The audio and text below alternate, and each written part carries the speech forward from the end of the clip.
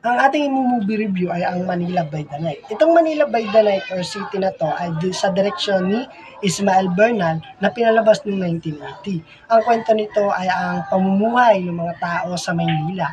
Meron doong namamakla para masustentuhan ang kanyang bisyo, yung kanyang illegal na bisyo.